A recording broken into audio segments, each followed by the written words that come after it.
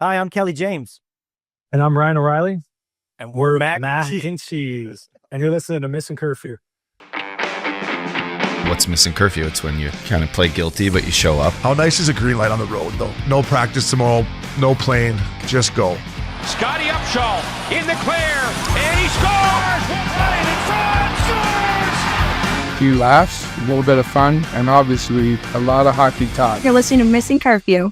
Fellas, coming to you from Hall Pass Media in Newport Beach, this is Missin Curfew. And let's not forget, this show is always presented by DraftKings.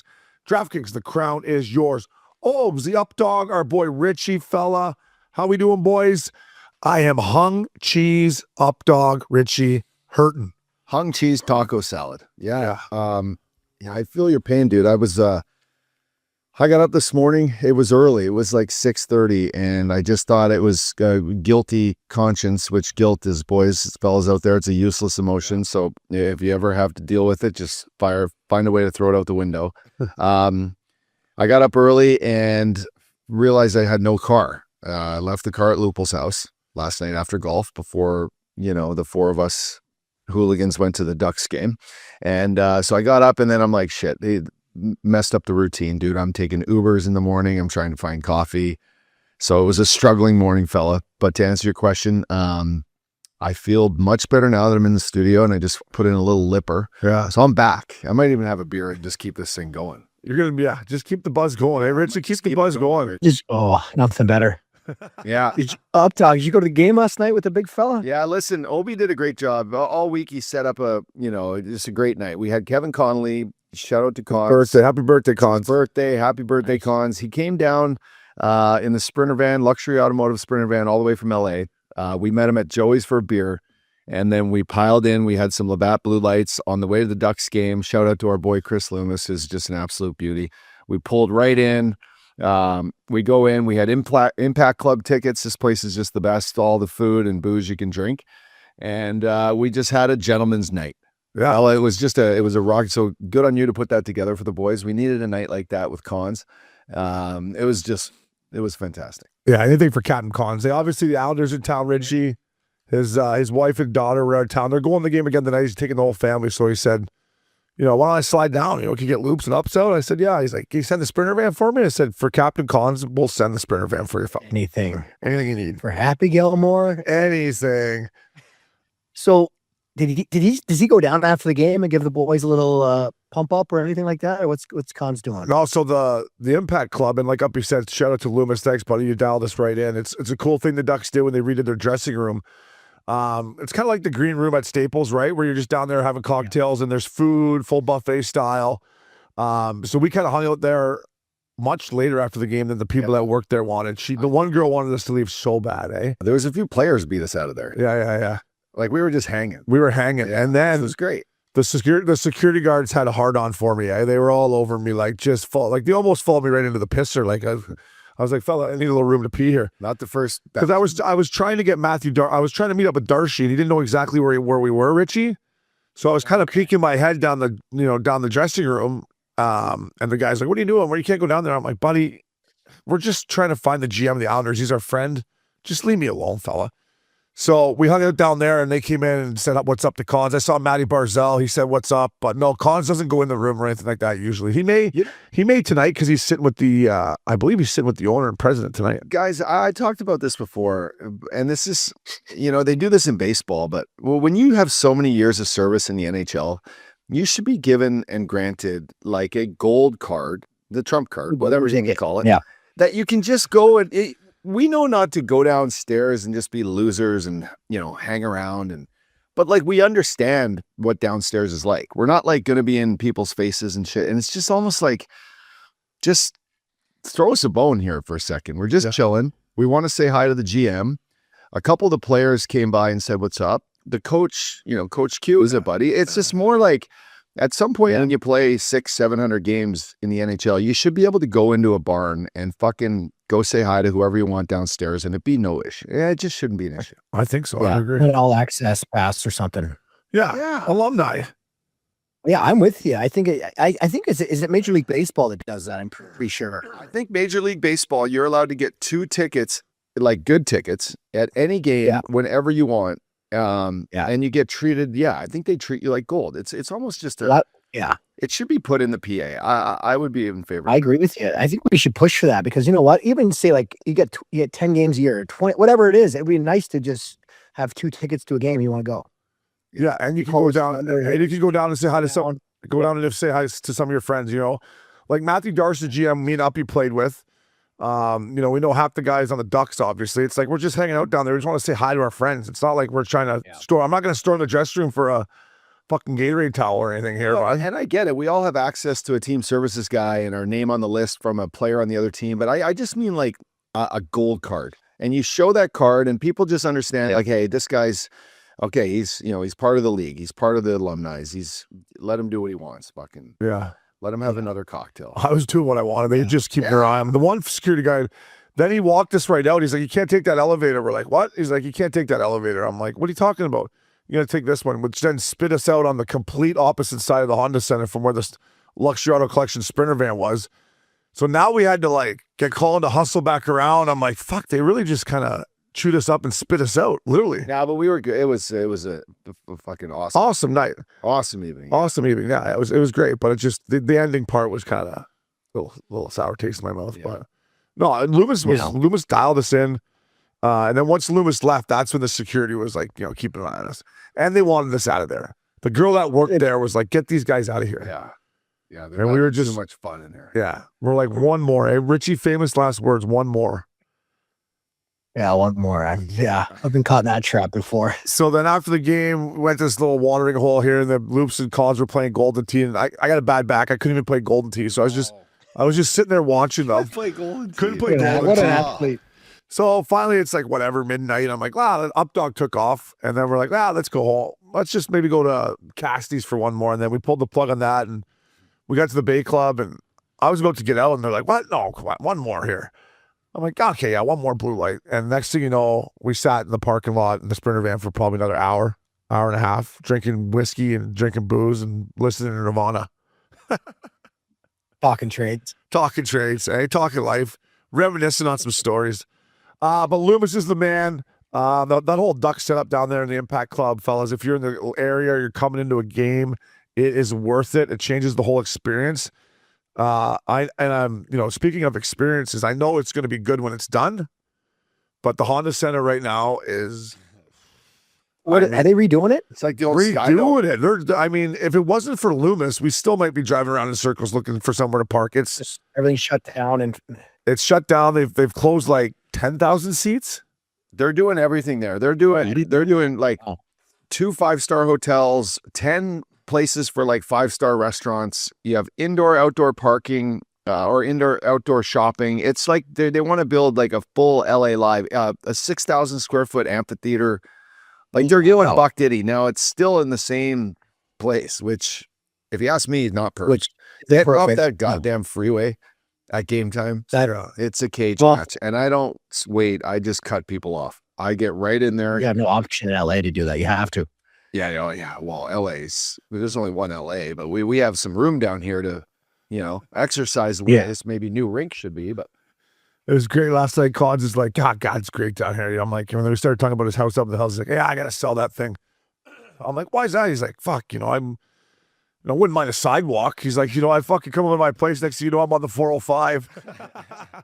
So I walk out of my place, I'm on the 405. Yeah. I'm like, I know, but that backyard, that pool hot tub, buddy. Yeah, there's some, if those walls could talk, and maybe they can. There's been some good times in there. There's been some good times in that kitchen. A lot of long nights, early mornings, and kids. Okay. Yeah, I can read the situation. Thank you, the Anaheim Ducks. Loomis, man, you are a team guy.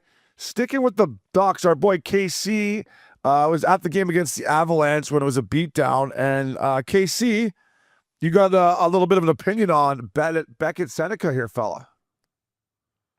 Yeah, no, fantastic player, so talented.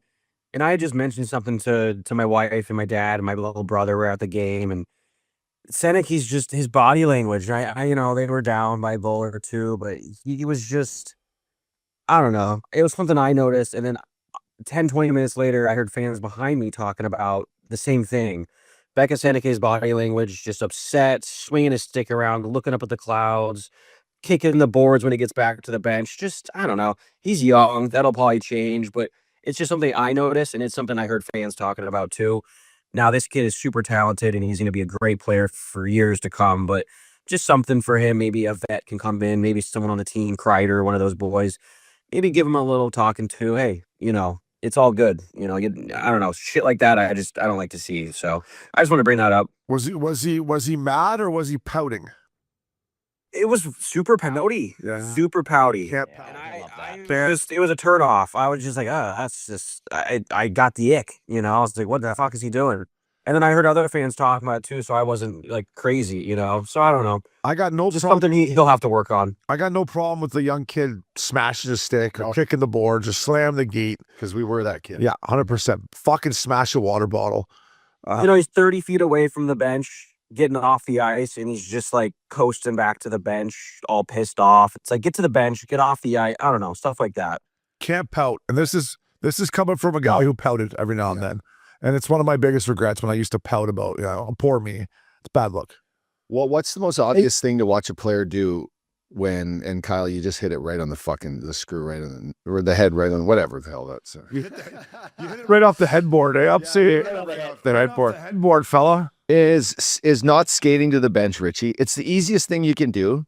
And whether you're pissed off or not, still get off. Like fucking, when you watch a game up in the crowd or your GM's up there, like it's the one thing that you're like, okay, this kid's fucking not. Yeah, he's checked. Yeah, like it's the one thing. Skip off. Do it for your teammate.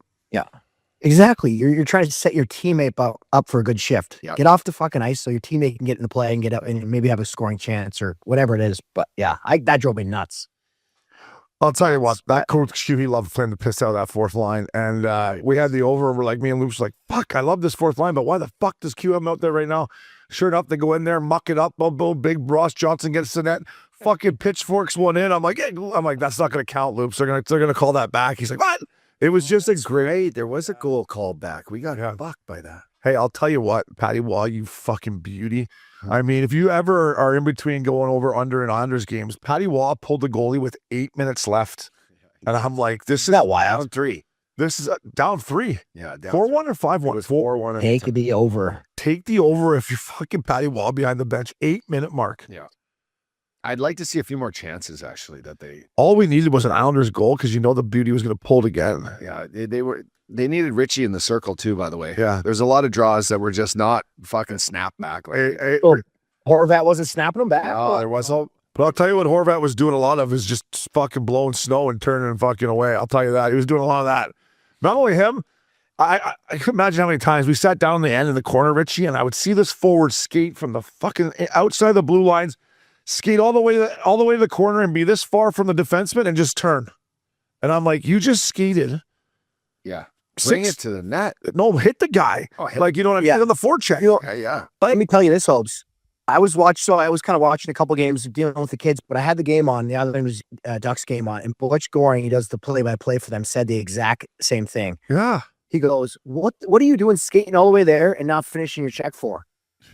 You're already there. Finisher. there. He said that, I almost word for word to what you just said during the broadcast, and I heard that. I'm like, well, that's a great point. I mean, if you're not going to go hit them, then don't even skate. Just fucking get into the old trap. Just start trapping it up. Plus, it's your first game on the West Coast swing. Like, you want to start off with a bang. Go hit some fucking guys. Yeah. We saw Darcy after, and Darcy would be fine with us saying this. He's like, well, wait, you guys. He's like, wait, well, boys, you saw our worst game of the year. I'm like, well, you had 50 shots. Like, he's like, yeah, but it didn't. He's like, kind of wonder what the boys did Monday night. He's like, not that I care, but I just kind of wonder what the boys did Monday night. I'm like, West Coast Darcy, gotta let him breathe a bit. I saw Depends. Do they have them at the Pendry? At the Pendry, I can tell you what they did. If they're stuck in Anaheim, they didn't do anything. No, I think they were at the. Yeah. I'm not sure if they were at the Pendry, but that's where all the boys need to stay. I'll tell you what, if you're an NHL, if you're in the league and you hear this, or you work for the league and you're coming to play the Ducks, the Pendry and the Vale Hotel are the two most National League spots, and that's where you got to stay. Yep. You're right in the mix, right beside Fashion Island, restaurants. The boys can go for a walk, stretch their legs, movie theaters. Yeah. Eye candy, shopping. Housewives everywhere. Yeah. Divorcees. Some beer. Buy your wife a gift. Divorcees. So, Don't buy over. From the West Coast story, you got a nice purse. He's like, what did you do? Dope. That's a good giveaway. You're like, what do you mean? She's like, what were you up to this trip? Well, I don't know. I thought I'd buy you a nice gift. Yeah. Is that the Fashion Island Hotel still there? That is now the Pendry. That's what. So the Island Hotel is now the Pendry. They redid the bar, Richie. They have set in there, which We went there one night. I just didn't know if it was the same or a Yeah. different spot. Okay. great restaurant in there, set, sushi, steak, great staff, great vibes in there. And then they have another place called the Elwood Club, which is Yeah, it's just as good. It's the only place actually in Newport you want to go, like for a little nightlife, some live tunes, good bar, good crowd. you know what you could do in there too is you could have a nice rookie party in there, Yeah, you can. right? If you're looking for privacy and just kind of like come in there and get after it. I miss out on control of that fine fun, boys. I used to just spend the hay. It's nice, isn't it? I used to just spend her. boys. This one's going on the card. Hey, so then I'm just to wrap up our experience at Honda Center, and thanks again to Loomis and the Ducks. I'm down there, Richie, and I got a good buzz going, fella. I've been hitting the pen, and I been crushing the beers, and had some JMO, and Gudis is there talking to somebody, and I walk by him, and I'm like, give him knuckles. I'm like, hey, big boy. I'm like, good Olympics there. You played hard. It was impressive. He's like, yeah. He's like, I go, you single-handedly tried to take down the whole country of Canada by yourself, though. Fuck, what were you doing? He's like, yeah, I know. I'm probably not welcome back in Canada anytime soon. I'm like, nah, I'd probably give it a year or so, fella. Like, and then he just laughed, So he was good about it. I mean, hey, listen, I take that guy my teenage day of the week. Fuck, he's in good shape. A fucking bulldog. He looks Right? like. God, he hit me. How big is his head off the ice? Like he's just a big human. He's a big human and lean, but Jack. Is he just just like big, eh? Like you see most of these hockey guys now, right? And they're like, even McDavid, when I see McDavid in his gitch, like he's just lean, right? Gudis is lean, but he's still got that like, Yeah, he kind of looks like chunky when he's on the ice. yeah, He's got big shit. Yeah. but he ain't chunky. Hands, but no, he's thick. Yeah. God, so hard. Single-handedly almost tried And probably tracks a few times. to take down Canada, the whole country, fella. Easy on Sid, eh? Come on, fella. Easy on Sid. So thanks again. We'll be back to another Ducks game. Just prepare if you're going there now for the traffic getting in. She's a little bit of a gong show, but it will turn out nice like the Up Dog said. Boys, moving on here, a little intro. It is Bay Hill week on the PGA Tour. Stop. What a track. None of us has played Bay Hill, right? I haven't. Have any of you boys played Bay Hill? No, but I'd like to hit a cut around I've that not. water there. Yeah, that one sets up nice for you there. I think it's 4. Yeah. They just bomb it and they don't even look at the water. Yeah, It's Justin everywhere.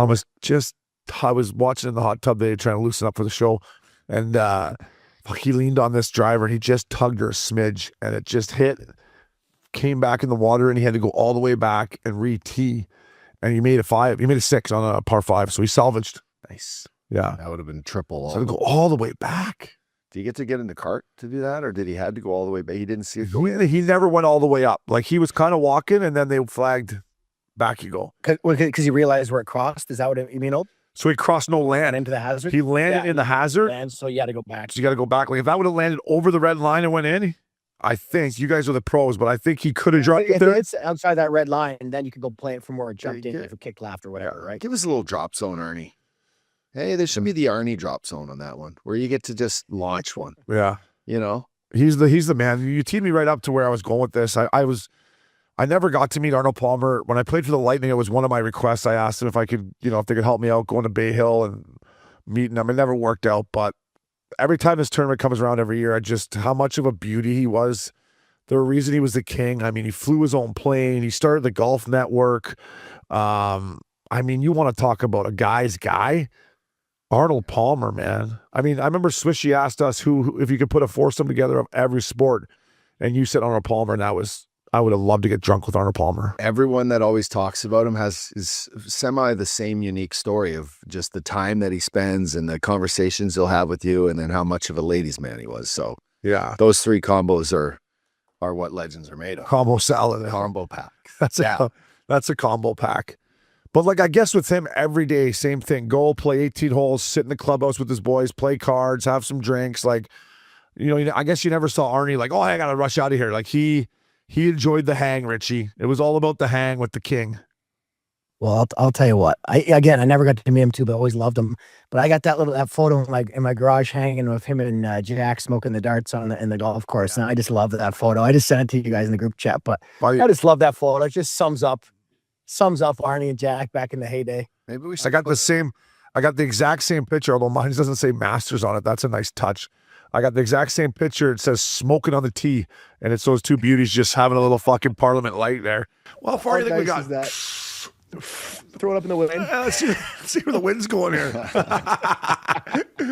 Oh man, he's the best, and you can see how much this tournament means to these guys. And you know, I'm around this weekend. I'm laying low. A little spring cleaning coming up.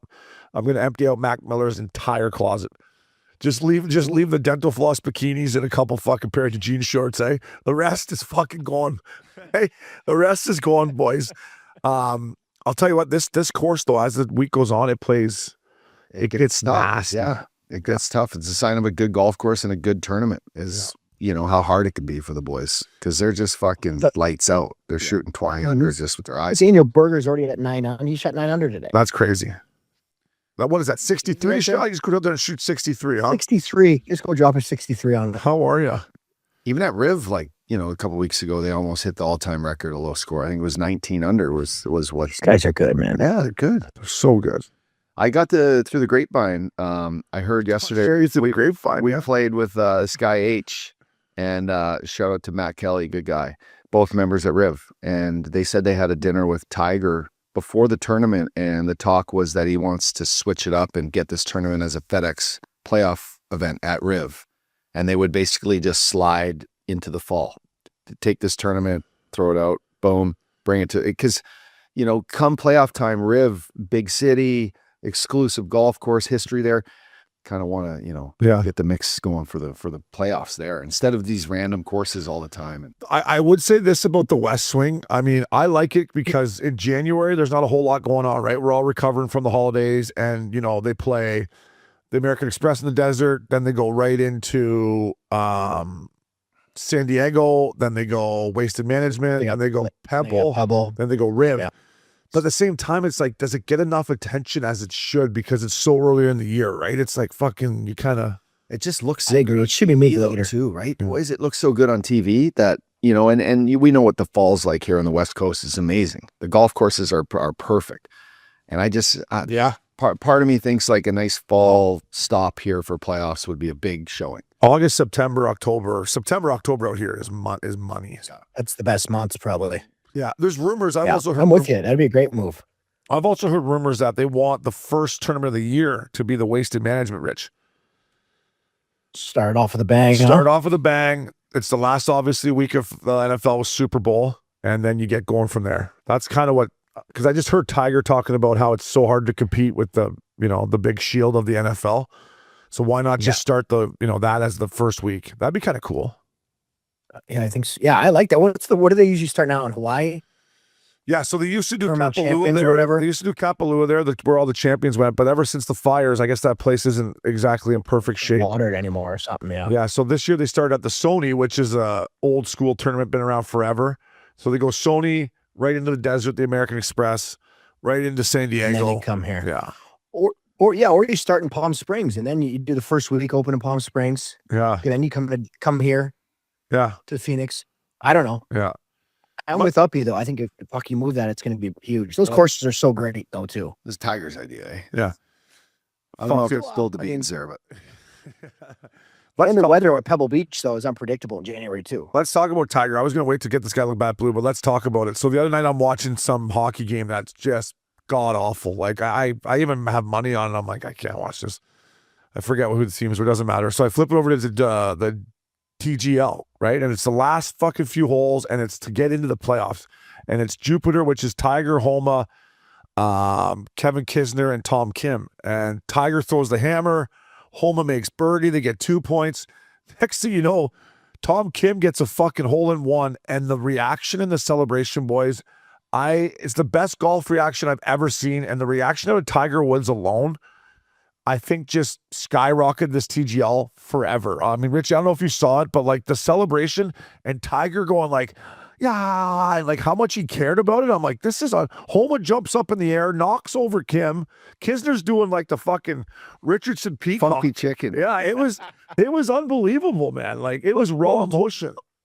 It seemed like Tiger gave him a pep talk before that shot. And then he kind of like, I got this. And he hold it.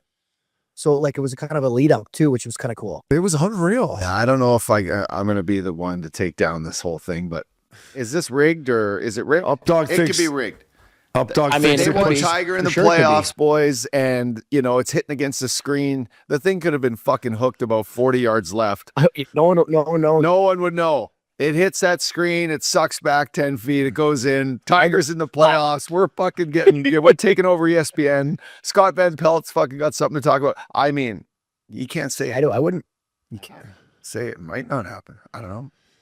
I'm going to choose to A believe. bad point. I'm going to choose to believe that didn't happen, but I'm not saying it couldn't have happened because it very well, like you said, Screen gate. I don't know. Golf screen gate. I don't know. I'll tell you what though, it's been the trademark moment of TGL. I mean, It saved the whole it business. was all over ESPN and all over the fucking. It was viral. Fuck, did Max take him down though? Max, Yeah. great vertical. He's strong on your feet there, Tommy Yeah. boy. And then the best is they got one more hole, and the other team throws the hammer, which is 2 points right off the get-go, and they're up one here. And it's a par 5, and they got Kisner going out there, who Kisner, by the way, spends more time in the fucking booth now than he does playing. And he's going up against Wyndham Clark, and out comes Richie, he goes, little bunt 5-wood out there. Then he hits a little 9-iron, hits another little 9-iron, and then stuffs a wedge in there and makes birdie to fucking beat them. I'm like, that was unbelievable. Yeah. The old 3-shot hole for kids. Is this league like doing well? Like, are people watching us? Is it like, is it the same? Yeah, we talked about. I went live, and it's a great experience live. Like it's you're watching these guys in an intimate arena, and that SoFi boys, they did a great job. It's a beautiful spot, lights everywhere, good music, the visuals are insane, and you're not far away from these golfers. In normal golf, you got the ropes and you got to walk with them, but it's a whole other experience outside. Obviously, I think. I don't know if they're doing great, but it's a good live experience on TV when you have these moments that you guys just saw and everyone got to see. It's great. But when I went, like, other than watching Rory and saying hi to Keegs before, you kind of miss something, the nostalgic part of golf that is like live moments with fucking the sounds of outside and golf. This is Smells of golf. Cart girl, eh? But I tell you what, they put a little First cart girl, fuck. you put a little hockey rink in there or a basketball court and you do like 3-on-3 and it's a cool fucking building for any of that. So Yeah. if the golf doesn't work, that arena could be used for a lot of things. I'd like to get in there with you boys and tee it up though. You can do that, by the way. Yeah, the one thing. Oh, you can. Yeah, you take over the whole place for a day. It costs you, I don't even know, it's probably $100K, which we don't have. But $100,000, which you don't have. yeah, but it's a good experience live. The suites are good, the drinks are good, the food was good. Yeah, Richie, I would say this. I watched a lot of it year one, and I've watched a little bit of it this year, not as much as last year. But the one thing I would say is the boys are starting to figure it out. Like last year, I thought, they missed a lot of putts. They weren't chipping very good. They weren't used to the artificial fucking, chipping around the green. Now they're starting to really roll them in, chip them close, and they're starting to get the hang of it. And I think the players are enjoying it, right? They're having fun with it. So The one thing, Richie, you notice there is the shot clock, which is great. Like as soon as they hit, the guys are already walking up to the thing. Like it's speed, and that's Pace of play. That's part Yeah. of golf that I like. I like fast golf. I hate fucking slow players. If you're a slow player out there, pick it up. Fucking you suck. if you're going to play bad golf, play it fast. Play it fast. Yes, Stop kidding. reading putts. All right. Fucking just putt. Right edge, trust it. Trust me. Just fucking trust it. You're not out here fucking, trying to earn FedEx points like we are. You're not chasing the Charles Schwab Cup like the Updog. Yeah. The old pro rival cup. The old Pro Rival Cup, collect the Amex points along the way. Anyways, Tiger, you're the man. That reaction was unbelievable. And listen, boys, this is golf season starting to get cranked up. We got Arnie's tourney this week, the Players next week, and then a tradition like none other. Yeah. Well, The Masters right around the corner, eh? Jim Nance. Hello, friends. oh, Hello, friends. That's when I knew Mac Miller had a chance, Richie. I scheduled her to come visit me right when we started dating, and I fucking forgot it was Masters week, and everything was planned. And I said, listen, I want to see you. I want you to come in, but I want you to know that I'm not going to do anything but watch golf for the entire time that you're here. And she sat there and watched the Masters with me and the entire time, or watched her shows. And I was like, True love. that is It's love. I think what my friend's trying to say is true love is blind. True love. It's true. A lot of talk. Involves some Postmates and sitting on this couch in the fart sack for 48 hours. She's like, yeah, until you take the early flight home from San Diego and they jump out of your closet like a goddamn magic show. Stops right there. Starts right here. So, boys, hockey and golf go hand in hand. I got a couple pros with me right here. So we'll be right back. I'm Missin Curfew. Welcome back to Missin Curfew. Pick 6, fellas. DraftKings' newest fantasy pick'em game. Just choose more or less on 2 or more player stats. The more accurate picks, the bigger the payout, fellas.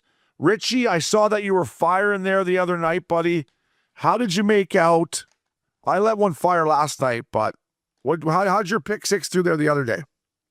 Yeah, she didn't buck for me, buddy. I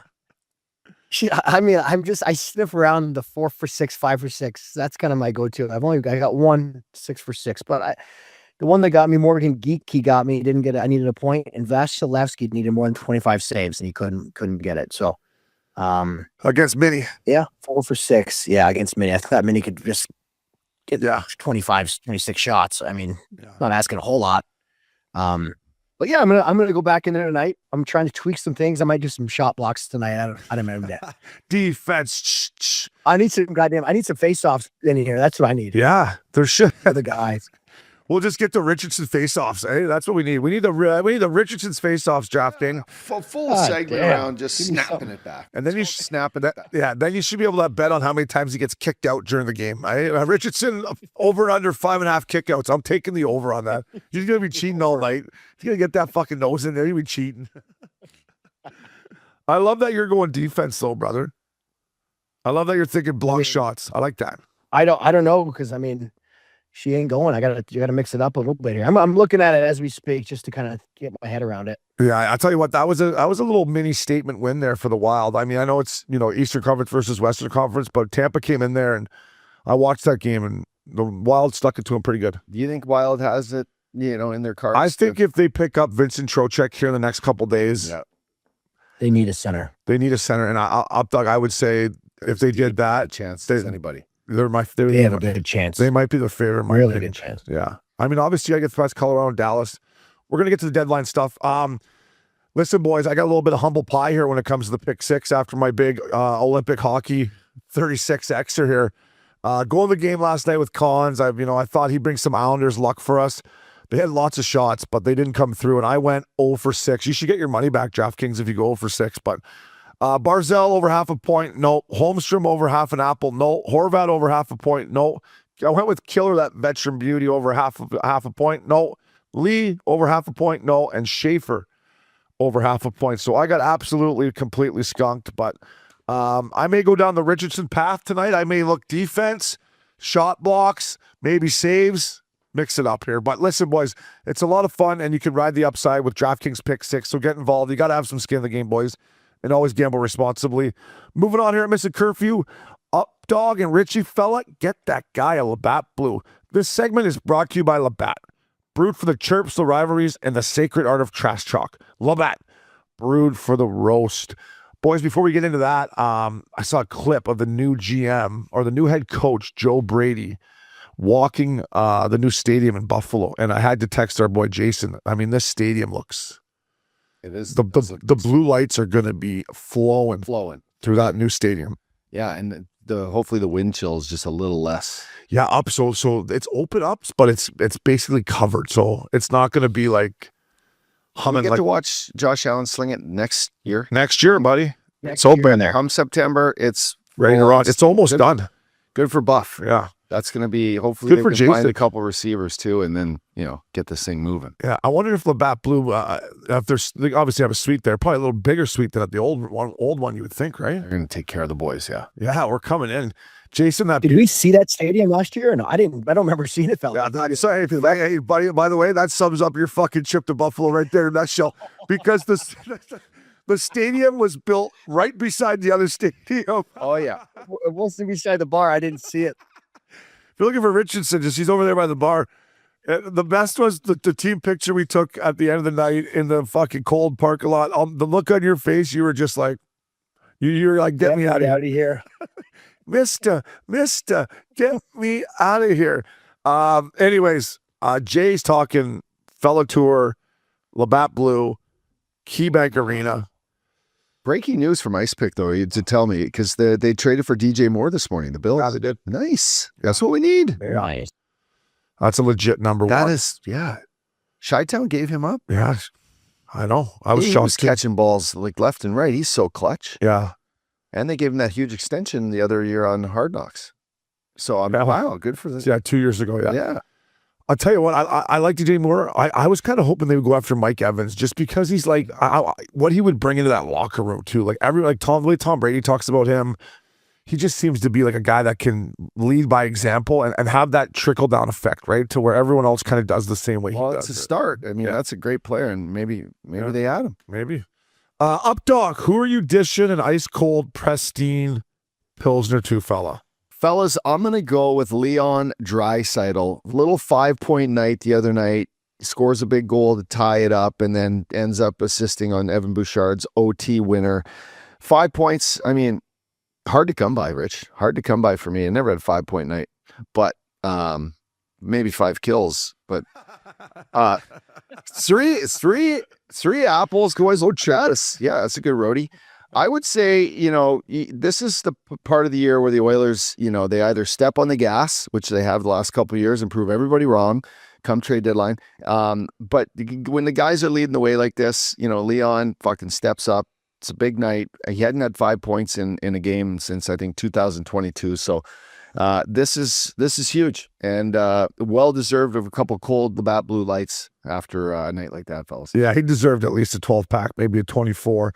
Watched that hockey game, had the over, thank God. I would, if you're looking to, bet the Oilers, take the over every fucking game. But after the game was over, I was just kind of sitting there trying to put myself, boys, in the Oilers dressing room, if, whoever, and you're like, well, it only took a 5-point night from Draisaitl for us to win this hockey game, right? Like you're happy you got the win, but you know what I'm saying, Rich? Like, if you're looking around the dressing room, boys, being like, well, Leon can't get 5 every night, boys. Like, as much of a world-class player as he is, you can't be leaning on your guy to be like, hey, we need 5 points out of here to win this hockey game. Like, yeah, I mean, that's an issue. I always think too, like, these guys play so much hockey. They've played, like, how much hockey they've played in the last couple of years. One of these guys gets hurt, it's over. Yeah. Yeah, you know what, Luke? Like, and I don't want to put that out there. I don't want to do that. But you know what I'm saying? Like, man, you can't rely on guys like that. I don't care how world-class you are, man. That's what Luke said last night when we were cruising up to the game. He's like, fucking McDavid, I watched the game the other night. He played 28 minutes. It was overtime. You can't. It's not sustainable. Yeah. Like, has anybody played more hockey than Connor McDavid the last 2 years? No. There's Probably no not, player no. out there. You think of all the tournaments and just he doesn't miss a day on the ice. No. Fuck, he was pregame skating coming back from Milan. Like he's played the most hockey in the league, and you're watching Florida finally fall off the map, right? Like Barkov came off. But I just mean guys on ice for the last 3 years. Connor McDavid, Yeah, you're probably right. For sure, he's played more ice hockey than anybody. And Richie, to your point, they would be done. If one of those guys get hurt, they would be done. And I think in the back of everyone's mind, they know that. So you got to kind of consider it going into tomorrow. It's a big day, but it's a lot of hockey. That's why he couldn't back check on the golden goal. He was just exhausted, overused. Dude, he still back talking- checked. He was in still a talking good about the golden spot. It goal. was He's still Werenski talking just about it. making the right pass. He was in the right spot. Casey, are you going to talk about the goal for the next 4 years? I guess you are, till the next one. Oh, no. We got a World Cup in 28, fella. Those don't count. That's not the Olympics. See, that's what I mean. I want the World Cup to mean more than the Olympics. And Kyle's right, but I want the World Cup to mean more than the Olympics. Well, Can that ever happen? yes, it can. Yeah. The best 2 out of 3, meaning the best team ultimately wins, Is that what they do in the finals? In that is that? That's what they did in 96. In it. Yeah, the 2 out of 3 final. Yeah. I love that. Anyways, back to that game. Poor Brady. Every time he touched the puck, they booed him in Edmonton, and then he took a fucking penalty. He literally had to haul Connor McDavid. He had no choice. He was trying everything, boys. He went stick in here, lost his twig, and then he just fucking tackled him. And McDavid fell like right on his fucking face, which probably didn't feel great. And one thing I've noticed about Connor is he is human because he wears the old fucking breathe right. So he's got a bit of a wonky beak or what? Yeah, I just think he's moving so damn fast out there. It's nice to get some oxygen. His nostrils can't keep up. You could probably use one of those, but yeah, I noticed that too. Yeah. I said too. I remember the first time I ever was in, like, it was young boys, pee-wee hockey when those first came out. Those fucking things have been around now for 30 years probably. But I never could, sport the look. I used to think they were cool, and then I put one on. I'm like, it doesn't really. Yeah. Falls doesn't look great. Doesn't look great. Nice to sleep with, but then you wake up and you just feel like your beak is like just too big. Yeah. Maybe it is just too big in general, but. There was a clip that came out of Connor in the finals last year asking for a water bottle. He's like, hey, give me a water. And then the one trainer, he's like, no, I didn't want it from you because I knew you fuck it up and brought him the wrong one. He's like, no, sorry, that was, called him Beard, something Beard. That was mean. Sorry, buddy. It was just kind of a cool inside glimpse to see what Connor's like, in between periods. Yeah. Richie fella, who you dishing a ice cold pristine Pilsner? Oh, I'm going with the Nikolaj Ehlers from the Carolina Hurricanes. He saved my puck line last night with the greasy empty net goal to seal my bet for me. He had a hell of a game. He had a hat. That was for the hat trick, but Svechnikov hunted this puck down, lifted the stick late in the game, threw it to him, made a little play, and then he scored. And I was watching that one and gave a little fist pump. It's always nice and hit that puck line. So listen, he deserves a nice couple beer for that. When you get a late puck line, that's real good. By the way, I had fucking Carolina money line -300, -320. I got her out. Sphincter was tightening up here a little bit. Yeah. Oh, baby. Listen, if you down the stretch here to the fellas out there that like to gamble responsibly, I mean, just bet against Vancouver the rest of the way home. You're probably going to get stung the odd night on a -300 where they find a way to win. But I think if you bet them down the stretch here, you're gonna come out ahead. Yeah, sure. They're about to go probably like 3-17 down the stretch here. I'm with you on that one. Yeah, they're fucking bad. And it starts with number 40. Is Demko? Do you think he goes out do you think he just orders his groceries through the app? Like, you think Pedersen actually? He tells the wife, you got to go get the groceries, eh? I would hope so, because if I was there, I'd be booing him. Hey, just come on. Boo! Hey, Pedersen, boo! Fuck you, buddy. What, are you looking for grapes over there? Boo! He's probably such a nice kid too, right? I've never met a bad, sweet, nice kid. He's got to be probably the nicest kid. Yeah. I camp with him, but he's oh, you have? Camp with him? He was there with us. So what's he like? Is he quiet? He's quiet. He's reserved. He's almost too quiet a bit. Yeah. But that was, we're talking 7 years ago now, but this is a guy that's just, he's in need of a change. But for example, like the Sedins were quiet, but at the same time they were funny and they would, they had a good sense of humor. Is he like that at all? They have each other too, so they could be kind of quiet. And they played good. And they played really good. It does help when you're just saucing it all over the NHL, yeah. Right. Of course, we talked about the old high cycle. Those guys could do any cycle. They created their own play, the Sedin play. Remember the face-off thing where they fucking, and then the high tip? You'll roll around, yeah. Roll around. Go roll around. Roxy roll. In the playoffs in Nashville, I'm like, boys, on the power play, just don't go at them. Just stand there. I'm like, they want you to go. As soon as you fucking go, they're going to... Webbs is looking at me like, shut the fuck up, Obes. Shut the fuck up. Yeah, I'm sure he's a good guy, but Richie, congrats on the puck line, fella. I'm going to dish out some ice-cold, pristine Pilsners. Now, I get it. The Minnesota Wild were never the most high-flying, high-octane team scoring goals, but Krill Kaprizov has already passed Baron Gabriel for the all-time leader in goals in Minnesota Wild franchise history.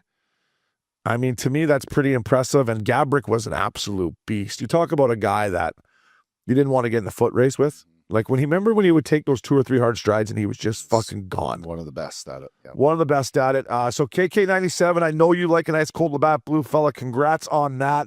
My boy Gabriel Landeskog just came through Southern California here, LA and Anaheim, kicked the shit out of both of them. Listen, Nathan McKinnon is probably the second best forward in the world right now. And Iciest is good. And obviously they got Makar, the best D in the planet. Gabriel Landeskog is so important to this hockey club right now. The way he's playing, he's back on the power play, just his overall game, man. When I watch him play, I'm like, all right, this team is back. I can hope he can stay healthy. But Landy, my man, get yourself an ice cold Labatt blue, buddy. I love watching you play, and there's a reason you're captain of that hockey club.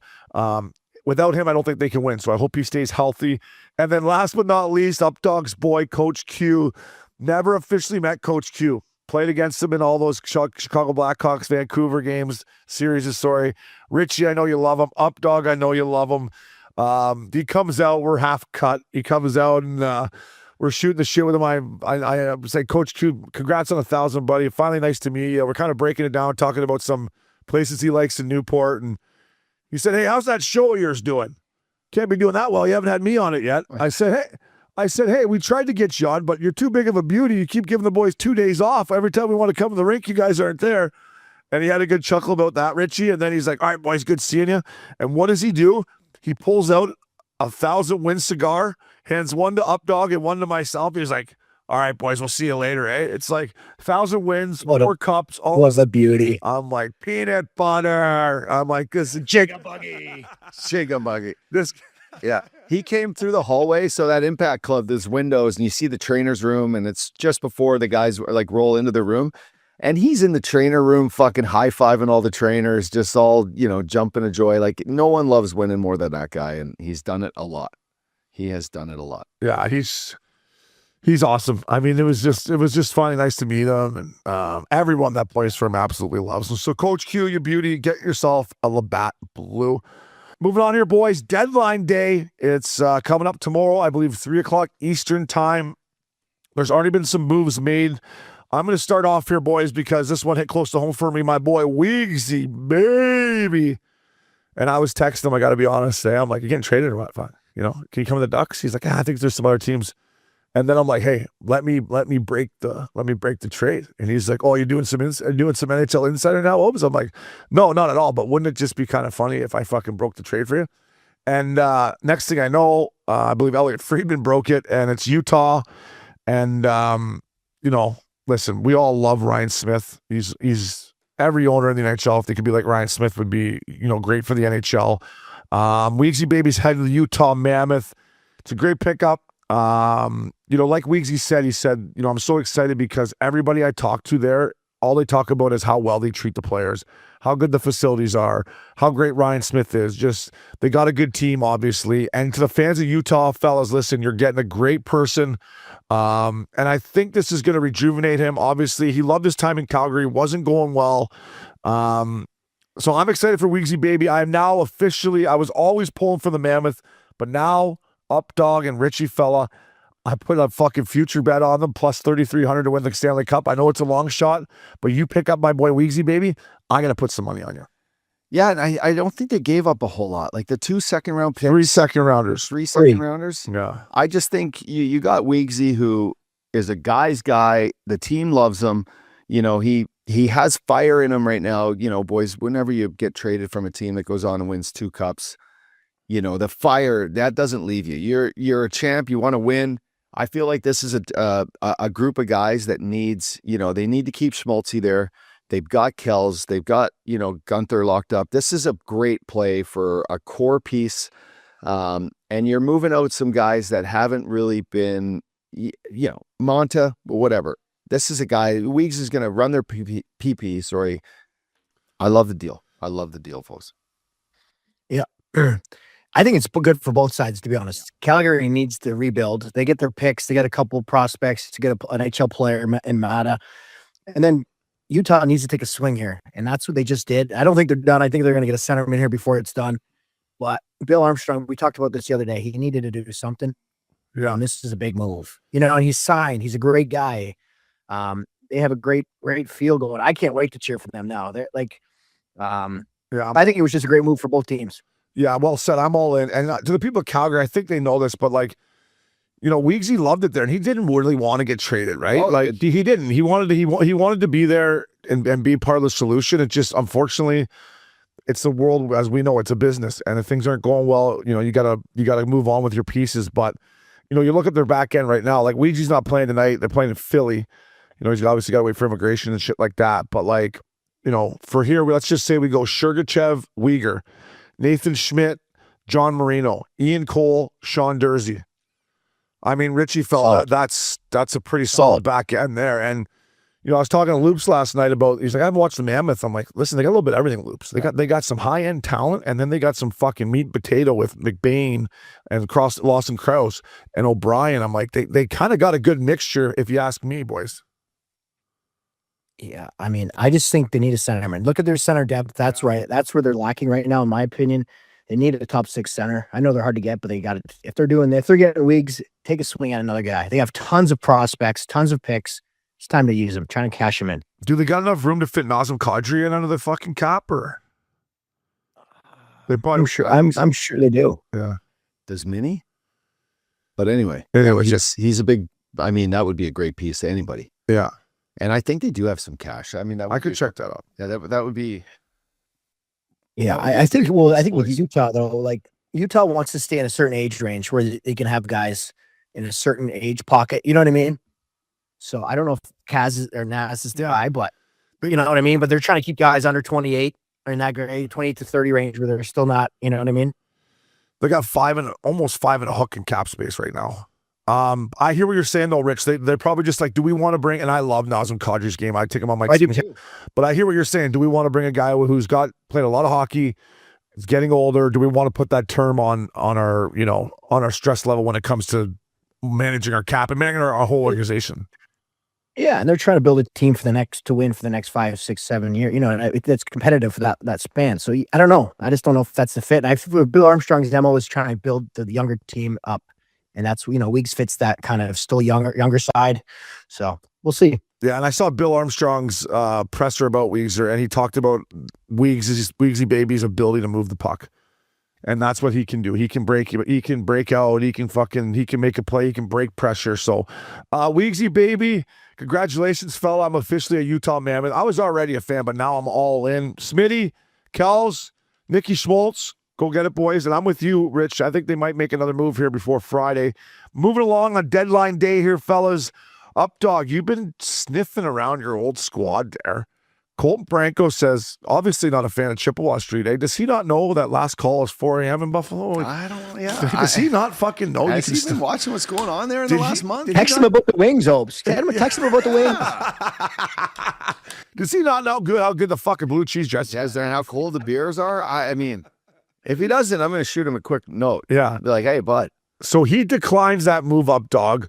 Which is absolute right. But then brings back into play, a little rumor mill that you've kind of brewing up. I just think if there's any way, and I'll always put Edmonton in the mix for trading anybody, but can Edmonton have any pieces to move? If it's dollar for dollar, they got to be just as skilled. So I think of Nurse going for like Parayko, Nurse makes more money. He's definitely not the player he is.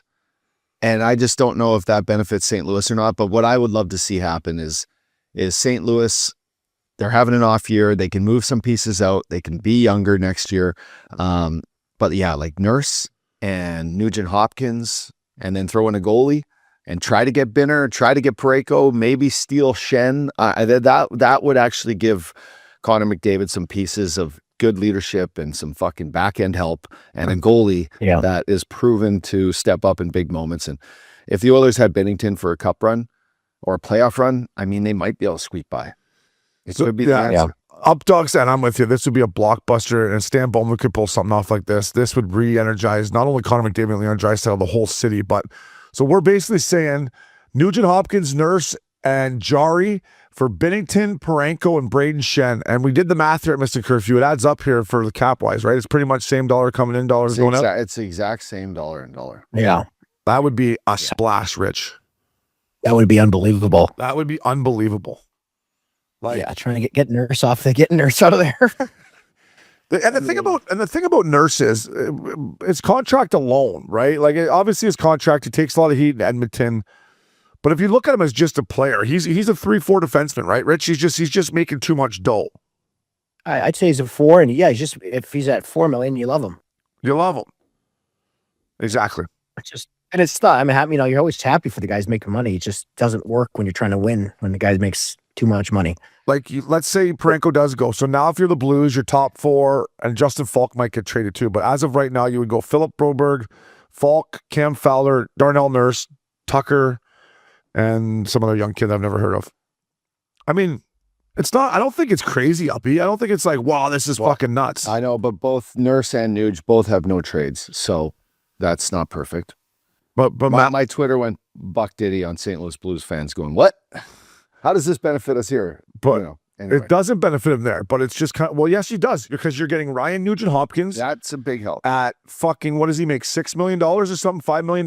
Let me look that up. That's what you're getting, Blues fans. No, the only problem with that, I'm guessing Ryan Hopkins has a no move clause and no trade clause. Yeah. That's the only sticky part. I'm not sure he's waiving it.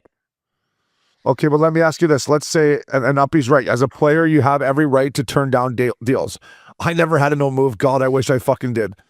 But if you're those two guys and you turn that deal down and now you got to play in Edmonton, what do you think the fans are going to think? Like, you know what I'm saying? Like, Yeah. you're trying to win a Stanley Cup here, and like it didn't work with you guys, and we gave you every opportunity. But what you're getting, Blues fans, is you're getting Ryan Nugent-Hopkins for the next 3 years at 5.1, who could arguably be, your second. He'll be your second line center. That's what you're getting, and you're taking on Nurse on a kind of a bad contract. But Nurse is a gamer, man. I mean, he's a gamer. No, hey, no disrespect. He's playing the league. He's tough. He's tough as nails, but I love it. Up, dog. Stir the pot here, Stir it boys. up. Moving on here. Deadline day in the National League sneaking up on us tomorrow. Up dogs, Oilers. We're sticking with them. Stan Bowman. Listen, shout out to Dave Pagnotta, Missin Curfew insider. He said they were looking for a right-handed shot defenseman and a third-line center. They went out and got Connor Murphy a couple days ago, and they got their third-line center and Jason Dickinson and Colton Doc. I don't know much about Doc, Rich, if you want to jump on him. But Dickinson, I saw him play in Vancouver and Chicago. Good depth centers, got some skill, can skate, size, length. Same old story with me. Could he play a little bit harder at times? I do think he could. However, I do think this helps their depth down the middle. And if they do end up going on another run, you can never have enough good centermen, Rich? Or veteran center, I should say. yeah, he can do both. Yeah, I play with him in Vancouver there. He can play wing. He can play center. He's a good PK guy. It's just another good depth guy that can eat some minutes and take some pressure off those top guys. But I don't know the other kid Doc at all. So Yeah, I know his brother Kirby. yeah, Two Edmonton kids too. I mean, it's a big opportunity for the kid, and hopefully, they made a move for Hudson's brother. But this would be, giving a kid an opportunity to play in his hometown, and maybe, he can keep up. I know he can skate, so let's go. Let's go. You got a chance. Boy, kid. you got to be able to skate if you're going to play. If you're going to play on the others, you got to be able to skate. Yeah, because they play at a high octane pace. But Stan Bowman, fella, make a bigger splash. Just fucking let's go. Do something. You got the best player on the planet. Make a big move here. Moving on, NHL deadline day. Sneaky move by Billy Quinn's Dallas Stars, bringing in the big boy Tyler Myers. Listen. Been in the league a long time. He's played in the playoffs. He's got length. He's a right-handed shot. He can move well for how big he is, Richie. This one is a sneaky good pickup. And now you go Lindell, Heiskanen, Harley, Lundqvist, Liam Bichelle, the big boy, and then Tyler Myers on the back end. It's a pretty good decor. I think this is going to be a sneaky good pickup for the Stars.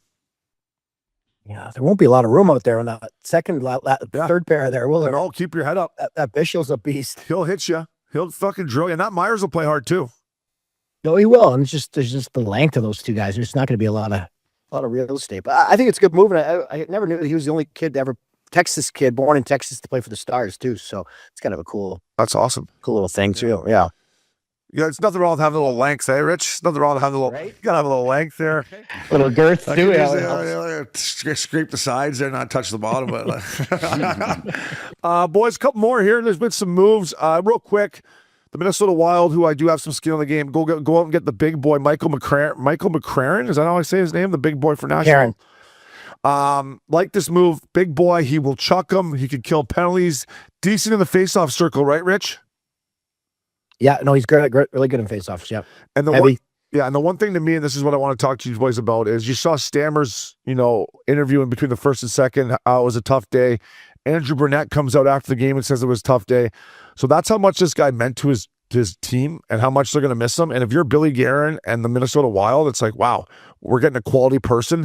And to me, that was the biggest, like, wow, this guy's that good of a team guy that these boys were shook about it, up dog. Yep, absolutely. Billy Guerin's got always tricks up his sleeve. Yeah. I mean, what he's been able to do this year alone, would put the gold medal aside, but Quinn Hughes, that's when it's so nice when the GM just gives your team like some power. Yeah. You know, he plugs in the fucking motor. Auxiliary cord. Yeah, let's Puts go. on Rufus to Soul. Yeah, brings that cord right in the middle of the room, powers it up and says, boys, now it's on you. Let's go rock. Last but not least, in the NHL deadline day, Nic Roy picked up by the Avalanche. Just a good move by Brad Treliving. Conditional 2000 first rounder, 2027 first round pick.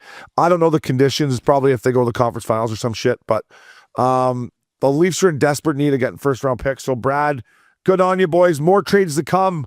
Tell the boys out there, good luck getting through that. And quick on Parayko, according to Kevin Weeks, I guess the two teams on his list are the Kings and Ducks. Those are the two teams he's willing to be traded to. That just came out recently. So He's looking for a little vitamin D. I get it. yeah, he must listen to the show, boys. Look at this tan. You fucking come on, baby. By the way, those are It's a lifestyle, Rich. two shining organizations you'd want to go to. Yeah. The sunshine, the beach, some history, Good for your bullpen. golf. Yeah. If you can't lock it, if you can't stock your bullpen, those two I'd like to towns see fuck. Shenner out here too. I think Shenner would be great on the Ducks too, I think right now. Ducks hockey. Ducks hockey. They need D, man. But I would love Shenner out here too. Yeah, like But they need D. with all those pieces to move and get a good guy like that, like he immediately steps in as your captain, which is great. Yeah. Just take it right off Gudas's jersey right when he gets there and hand it to Shenner, right? For sure. Guy's been on the fucking trade rumors for fucking 4 years. He loves it. He's been on trade rumors for 4 Here, years. let's take that C and just patch it right All off. right, here you go. Shenner, welcome to the team, everybody. We actually just used the tape tonight. Remember back in the day when you just put the tape on there? You're captain tonight, fella. So it'll be an interesting couple days here, or one more day, boys. But moving on here at Missin Curfew, it is milk carton time.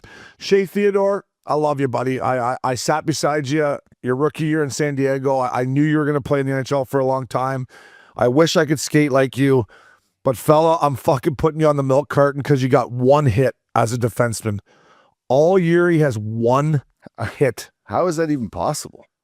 What is he playing? What sport? Some would say if you have the puck the entire game, and to Theo's defense, he has a great stick, but his overall game, and this kind of highlights it to me, like, Theo, there's nothing wrong with getting in there and laying into a guy here and separating the puck. Like, you can't have one hit as a defenseman. No. KC, can you fact check that for me? Just make sure I'm right, but I mean, I'm pretty sure I saw that yesterday that he had one hit. No, you're right. I looked it up. Yeah, it's been one hit all season. Yep. Richie, one For- hit as a Like, D-man. don't you think you'd just be mad at a guy and be like, I'm gonna take his head off and this shit? Yeah. Like, But exactly. something like any little fire, like something. You gotta fucking hit a guy every now and And then, look you know? when you look at the stat sheet after a game, if you didn't have a hit, you're like, oh boy, you know what I mean? Yeah. Oh, I know. If I didn't have a hit, there wasn't anything in the stat sheet except for two minors and probably a dash. Fuck, I didn't get a hit. Turnovers 3. Fuck. Hitting's almost better than scoring too, by the way. And Like when you lay someone out, like good, clean body check, it's great. Yeah. it's great. And as a D-man, you go over and close. Like, it's just like you're not even rubbing guys out. Catch a guy with his head down once. One hit. Yeah. I know. Yeah. One hit's tough. Does he take a lot of penalties? I would hope not. Yeah. If you're not hitting, you better not be taking penalties, right? No, listen, he's an unbelievable skater, and he has one of the best sticks in the NHL. And I get it. He probably doesn't have to hit. But when I look at his game, if you brought some physicality to your game, Theo, I had to put you on the milk carton, buddy. I love you, Theo, but one hit, that's 12 minutes in Pims. 12 minutes, yeah. Couple hooks, Yeah. couple holds. Definitely not an elbow. No, elbow. Next game, Theo, go out there and elbow somebody first shift. Put his, Charging. suspended 6 games. Here from behind. He's Theodore three things. suspended for 6 games. Hey, I do it with love, but one hit as a defenseman. I mean, a lot of people would say, "Oh, but you had one goal," But hey, that's harder to do, right, Rich? A lot A harder. lot harder. Everyone can hit. Yeah. There was a look last night that somebody got in that game, and I turned down the boys. I go, I didn't have a look like that my whole career. Like, the D-man came right down the fucking pipe, and I'm like, I didn't have that look not once in my whole career. Probably because I was changing from being tired in the D zone. But back up the Brinks truck. Beep, beep, beep, beep, beep. Back it up. I thought this was kind of cool, boys. Ovi's made 170 bananas over his career, and without having an agent, he saved himself 8.5 bananas. Good on you, Ovi. Hey, I don't need an agent. I guess when you're scoring at that rate, you don't need it. But $8.5 million, that's That's insane. nothing to sneeze at. That's legendary stuff, which is why he's leading the goals. He is a Yeah. He's a beast. Hey, shout out to Home by 3 Bobby Gucci. He threw us something out. Ovi's like 300 hits away from becoming the all-time hit leader in the NHL. Imagine being the all-time goal leader and hit leader. And hit leader. How many hits does he average a year? Would he get that next year? Or he's probably, that's 2 more years probably. Yeah, he's probably not going to get it. That's a lot of hits. That's a lot of hits. Fuck. I mean, back in the old Southeast Division when I played him, he'd have 10 hits some nights. 10 shots on goal, 10 hits, 2 goals. Yeah, but it's a little tougher to do that at forwards. No, I know, Rich. I'm just saying back That much. Yeah, I bet know. you- I bet you can get it in 1 year. Fellas, Ovi's already got 100 this year. You get 5 yeah, hits. but that's- 5 hits a So game. he's going to have 150. 5 hits a game for 60 games. 300. Ice pick. What'd you say? He's already got 100 hits this year. He's got 100 hits this year. And there's 20 games left? Yeah. 100 last year, 150 the year Chop before. up for another 40 this year. And what do you need? 260? I wonder if he cares about that. I bet she I think he He's does. sick, Yeah. man. He's That's a cool stat. That's a cool stat. Yeah. I let the league in goals and hits forever. So, Time. rumor mill boys here real quick. Deadline is tomorrow. This is my own rumor. I'm looking at the Vegas Golden Knights. I love Picky and T-Rex and Smoothsy and the Lawman, Gary Lawless and Shea Knighty, and we always go in there and they treat us well. Listen, Kelly McCrimmon, you don't need my help, but I would somehow be calling Craig Conroy and trying to get Coleman and Lundberg out of Calgary to come into Vegas. So that's my little rumor mill. I just wanted to throw it out there before something happens tomorrow. And if you can't get Coleman, I would take Lundberg. I would be calling up there and getting that fucker on my 4th line. I just think Vegas needs that, and that would be a great fit. Last but not least, boys, it is our Jäger Iciest shot of the night, presented by Jägermeister. Serve it cold or don't serve it at all. Jägermeister, damn, that's cold. For more information, visit Jägermeister.com. And fellas, always drink responsibly. We're going back to my boy Landeskog. Came in the Honda Center and just gave it to the Ducks. This is just all around a good play by him. They knocked the puck off him, gives it to McKinnon. Look out for that. Friggin'. And boom. God. Damn, that's cold. One-timer, Cheeze, right by Dostal's ear. What a play altogether. Knocks the puck off, gives it to McKinnon, gets to open ice, boys, and watch this view up, Dog and Richie. Boom. Man, that's a great shot. Damn, that's cold. Just opening up like that in the high slot and just getting fed by, you just named it earlier, second best player in the Clydesdale. world, just right on your tape. Richie, I mean, all you got to do there is just hit the net. What a play there by They Landy. go spinky. That was a great Spinky defensive play. better. Spink. That's a pretty good look. Eh? That's ladies' tees inside the fucking dots and just laid right in your wheelhouse. Frodziak wasn't doing that for me here. No, he wasn't. Neither was Otter or Revo. No, he wasn't. For damn sure. No, he wasn't. How good's Landy looked on that line Unbelievable. last couple games? He's looked really good. He's looked Skating. The last 2 games are his best games I've seen, Rich. And Yeah. it's his 200-foot game. I mean, that play there starts with Landy on the D-zone stick on puck. Yeah. That's a mismatch He's looked there. real good. That's a mismatch there. McKinnon against Trouba. It's a mismatch there. Yeah. Hold. Boys, we got a great guest here. We got Mac and Cheeze. They're about to be the most famous kids rock band out there. It is Kelly James and our boy, the Fact Daddy, Ryan O'Reilly. Mac and Cheeze coming at you next on Missin Curfew. Welcome back to Missin Curfew. Up dog, swishy swish. One of my favorites. I mean, that's all I got to say. Oh, Favorite come on, teammate, bud. favorite guy, good fucking Irishman. Not scared of a shot of Jameson. And now, up dog, not only is he going backhand sauce still in the National League and winning faceoffs and not wearing a visor and growing a sick beard, he's making tunes with one of his boys. It's about time. This is I looked at this guy as one of the boys, but as a rock star. So it's about time he's throwing out his own. Yeah, I always knew he'd have an album. I didn't know it was going to be a kid's album, though. I thought we might have been going on tour for something different, but I always knew he had the music gift. But obviously, our boy Ryan O'Reilly, the Fact Daddy, and Kelly James, boys, how we doing, Fact Daddy? Fuck, it's good to see you. Every time I see you, I get thirsty. I get a little thirsty. I'm thirsty, fella. Oh, it's been too long, fellas. Yeah, I'm just doing good, man. Just grinding, ready to get back into the games. But it's good to see you, boys. I haven't hung out with you guys in a while, man. You guys bring some energy. I miss this energy about you guys, man. Yeah. Well, we don't have the energy. I can't speak for the up dog, but I don't quite have the energy. Fact, I can't play back to. I can give you one night as hard as I can, and then I'm on the shelf for two. But it ain't pretty. I can still go. Yeah, I still go. I mean, why not? Yeah, just especially when the boys are rocking and rolling. If your body, I had a night with Fact Daddy not too long ago. I went out to Nashville. Oh, yeah. We hung out, a little post game beer. I was there for Tutu's thing.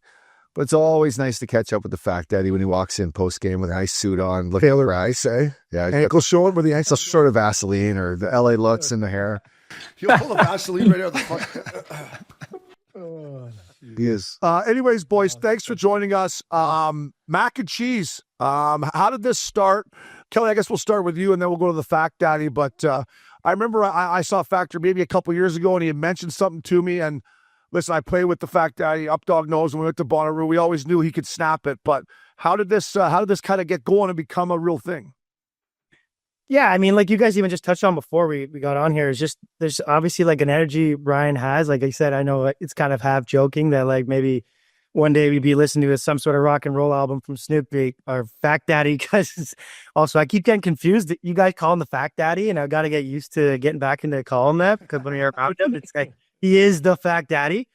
So yeah, I mean, I think it was just sort of like a long time coming in a funny way. Like you guys, the energy that he brings. And I think there's something funny that me and Ryan got into music and TV and film when we started playing junior together. And throughout the years, like, Ryan is with a guitar in his hand, he can entertain anyone. I think once he started having kids, we started switching from playing the, classic Pearl Jam type tunes around the house with each other and started playing some really silly songs. And I know the first one that kind of came about was Pizza Party, and it kind of hooked with his kids, and we just have a blast. Like, I mean, the energy with these kids around his house is so addicting and stuff. So when you can get a smile out of these kids, it's just like you want more and you want more. So I think me and Ryan just started with the one song, and I think only had maybe 2 or 3 kids. Now he's got 4, and now we're entertaining that whole crew of kids. And yeah, it sort of just came from that. It was just the funness of like entertaining his kids. He lives in Nashville. We got hooked up with some really cool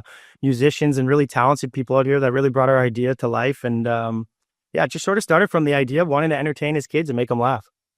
Yeah, that's kind of Fact Daddy. That's where I would go with this. Is like, I've always known you as a guy that could write your own tunes and just, we don't have to go there because some of the words were a little explicit back in the day. I love those. But it's one of my favorite songs. how do you two find time to like sit down, and is it in Nashville? Is it in the basement? Like, do you have a little studio? Like, where was your first time where you actually got to crack out like 3 or 4 tunes and go, all right, this is a good start. This is a lane, for these kids and for their parents to have it on in the car. But like, I can't just imagine how much time goes into this. Where do you guys find that time?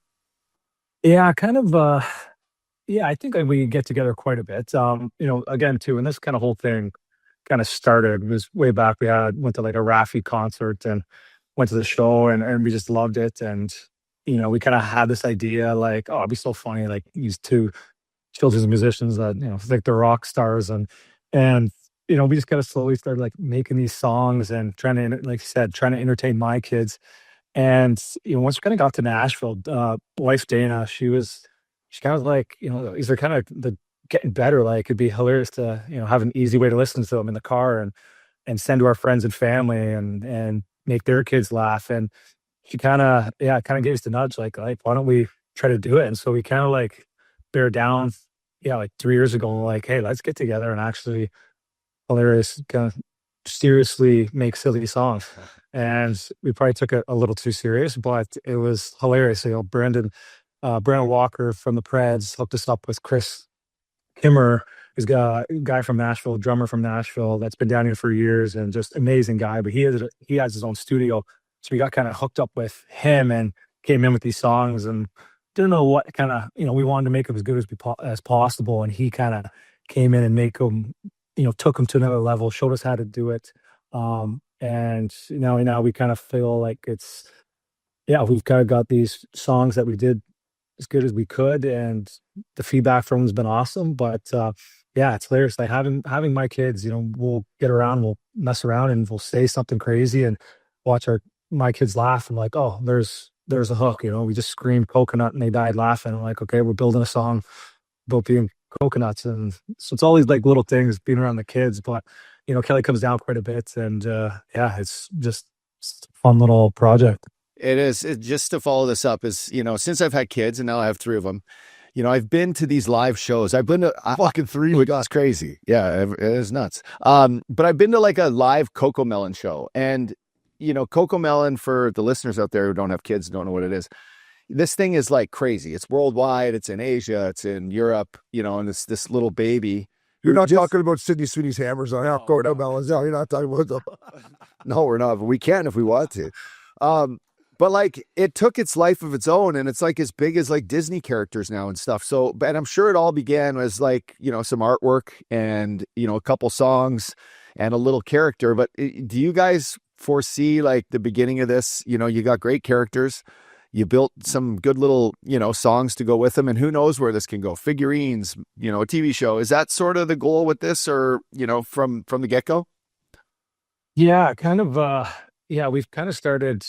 Because originally we did the album again 2 summers ago, and it was kind of like finishing or polishing up, and we're just like, oh, let's just release it and get it out to the world, and hopefully our friends and family love it and laugh at it, and so we kind of, as we were kind of doing that, we kind of got in contact with through people in our connections, and like, hey, like music's great, it's done well, like we can actually build this into something more, and like let's create a visual component to it. Let's really make these characters, make them good, and create a whole kind of world and put it out there and see. So it kind of, it went from this idea of, hey, let's just make my kids laugh and some kids we know laugh, to like, hey, this could be a big thing. And, we got mascots in development right now, and the Preds are going to do a bobblehead night of mac and cheese for Kids Day. So it's like, it's kind of crazy. Like things are kind of steamrolling into this way. Kelly's done a lot of, if you want to kind of come in, Kelly, of like a lot of the creative side and working with this team to kind of create these videos. And it's like, I don't know, it's just crazy how much it just keeps evolving. Yeah, I would just touch on like the idea that like obviously knowing with like kids, the like bring up Coco Melon and stuff like that, the visual component's huge. But we were proud of our music. I think like Ryan touched on, it's just the people we had working with us in the studio really elevated it to a point where we were really proud of it. And, to make a few kids laugh is great. And we kind of saw the potential to, maybe entertain kids in a broader sense, you know what I mean? With the characters and all that stuff. And we've kind of come up with this whole world. But even when we were like in development of coming up with the idea, I think a lot of it, like we never wanted to say no to one avenue or another, right? Like a live show would be great because we could see that potential. We you bring up like animated TV shows and stuff like that, and I think there's a sense of humor that Ryan and I have that we kind of just wanted to like express in a different way and not be like everybody else. So I think there's something to it that we think we have something kind of unique and different than all the other stuff, and like maybe there's something cool that it's like 2 friends that used to play hockey together that I think is something like different and from the core of it. But yeah, like for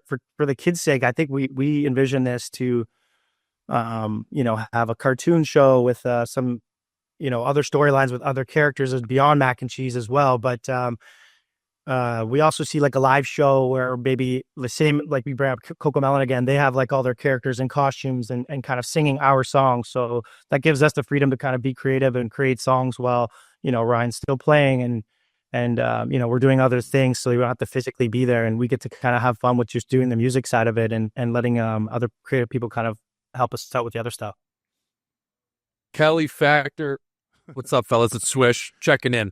Hey, now that I've got into, joke, I guess, into comedy a little bit, in writing, I love to write. And writing a song, you got to get into your flow. You got to get it maybe into a different dimension. Sometimes for me, it's a glass of red. Sometimes it's a spliff. But to write, like, what do you guys do? And especially co-writing, like, what gets you into that flow? Is it just a thought that comes to your head? Fact, Daddy, if you're sitting on the bird flying city to city playing in the National League, or for you, Kelly, where do you find you write best at? I'm always curious of just, creators and things like that. Well, it's nice, like having it, obviously it's children's music, having my kids, a lot of the kind of like the ideas come from, being around them just with a guitar, walking around the house and say something crazy. And yeah, they respond to it. They laugh. And it's like, we have something there. And yeah, a lot of the writing, and goes down once the kids go down, and I might have a glass or two, and some of the songs once it comes out, you're gonna be they're a little out there. They're a little crazy, so a little. But yeah, it is. I find like you said, you get into these places and it's funny to say, but like how seriously we're taking trying to be as silly as possible. Right. It's kind of a weird thing. I don't know, Kelly, if you want to jump in. Yeah, I would say that like when we were writing songs, like we use this like word a lot, using the word silly. Like when things felt like they were good, like we liked the song, we always were like, let's make this even more wacky and silly as we can. So like live when we play with for kids or Ryan's kids or something like that, we could see the reaction they get off of a facial expression or maybe a chord that we take too long or stretch a line out a little longer than we would on the recording, and you really get something like out of them. So I think there was something cool about us, like when we were writing songs, how are we going to make this feeling that we're getting and the kids are getting, how are we going to get that into the studio and then come through the speakers without us having to physically be there? So when you bring up just like getting into writing, it definitely was like a switching of gears getting to children's writing. But I would agree that just like music in general, once you're like together creating something like that, there's just something so fun. Like, and maybe there was something even more freeing that it's children's music. So we could just say like the weirdest things and it doesn't matter. You know what I mean? So I don't know. There's, I think we've definitely gotten into some late nights where we've just been up for a while and the weird things have like taken control. And like, for example, he sounds like Bonnaroo. Like I don't have kids, so he has kids. He's got kids. And I remember like hearing funny things that just come out of their mouths that you as parents hear all the time. But for somebody who just comes into the house and just hasn't heard that before, like for example, was one kid one time when it was getting ready for bedtime, he said, "My toothpaste is too spicy." And I was like laughing so long, and Dana, his wife, and Ryan are like, just, it's toothpaste. It's, it's not spicy or whatever, right? And I'm just like, man, that's the funniest sentence. So we actually built a song around that. And that was like the inspiration for one of our songs called My Toothpaste is Spicy. But it's, again, it was something so funny to me that I'm like, that's a song. Like, let's do it. Like, so that's where like a lot of the weird writing stuff comes in. Yeah, I'm on the same page. I was like, fact daddy, just on the road. You get home after like a dinner with the boys. You're like, oh, fuck, I got a kid's song here. I'm going to snap out here real quick before I shut. Does that ever happen to you? Like, actually, that's a good lyric there. Or do you got to be in your house with your kids and around Kelly and all that? Or sometimes on the road, you're like, fuck, that could be a good little jam. Or is that kind of separated still? Yeah, I think I'm always like, I try to travel with an instrument when I can, whether it's a uke or like my little traveler guitar, especially, I get back in the room and just want to keep my fingers going. And I'm always trying to find like little melodies that are like, that are kind of, a little bit more uplifting and like sillier. So constantly I'll find something like, oh, that's a nice little chord progression there. And I'll just like record that and put it on the phone, or I'll send it to Kelly, like, what's this kind of make you think of? But yeah, I feel like constantly you're finding, like, I'm always looking at, it's hilarious, like when my kids are putting on their music and, or watching their TV shows, like I'm always looking at it at a different perspective now of like, oh, how did they create that? What do they do? It's kind of changed. And like, the same thing. You hear kids say something, you're always kind of try to pick it up and see how you can make it work. But it's hilarious how it's always kind of changed my focus on that of like, oh, how did they do that now? How did this children's group get that sound and stuff? And just like the idea of like how now that our brains, like we both have creative brains, and like you said before, doing the children's stuff, you'd always be working on melodies. I'd be doing other things as well. I think once the focus became about children's music, you'd be surprised at how many things sort of like that have nothing to do with children's stuff sort of inspire you for like, oh, what about if I did it this way for a kid? Or, oh, that's a funny noise. You know what I mean? Like how can we get that and like the funniness from that into a song, which I think when you're writing a non-children's album, you're not necessarily trying to think of, oh, what's funny? You know what I mean? So there's something creative where we've switched our brains into thinking about, children specific entertainment that kind of brings like something unique to it. Like it's so fun. Like it's very freeing because there's like no limits really. If we can get the kids to laugh, that's awesome. So the album drops shortly, right? Coconut just came out. We've had Pizza Party. Is there going to be like a little behind the scenes of both you boys like recording this? Like, did we get B-roll on this? And like, one more question is like the vocals and stuff. There's a lot of like, it's almost like funny vocals to it. Like, are you both doing vocals? And like, what other instruments are involved in these tunes?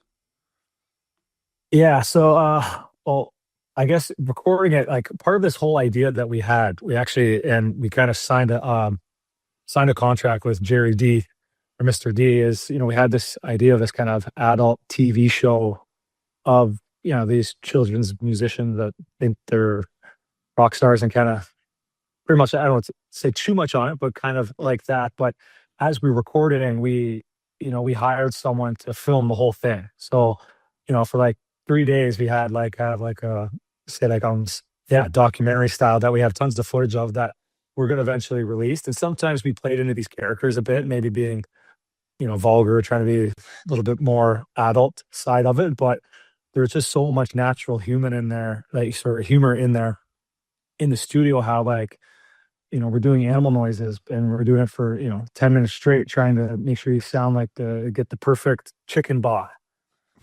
It's just I don't know. So if we have all this footage and we're kind of sipping through it, trying to find it, but yeah, there is tons of it that is behind the scenes footage is it just comes off naturally funny because, and again, we've played into it a little bit when the camera were rolling, but to actually get things done in the studio, it's not like you can just be messing around the whole time. There's some serious work to do. So it would be funny, me and Ryan just kind of get off in a little bit of a zone where we're going back and forth, and the lyrics could be about poop, but I'm like, no, go poop, but stretch the poop word out loud, and we're being dead serious. We're not playing it so the feedback after when you watch it, even me and Ryan are like, man, who are these two guys that think they're so good, or whatever it is. There's some this subtle sense of humor that we're not even trying to do. It's just we're just trying to make a good song, and it's just funny that the lyrics happen to be about a chicken or about a poop or something like that. So yeah, so Updog, to your question, they do have a Mac and Cheese YouTube channel, so check that out, boys.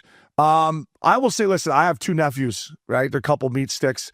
And when I was taking care of him, this Blimpy guy, I'm like, who the fuck is this Blimpy guy, right? And then I found out how much he was making. I'm like, all right, so this Blimpy guy's onto something. So you guys, I think, are onto something here. But how long does it, for example, back in the day, I would go on a movie set and I would see how long it would take, one scene that was 30 seconds.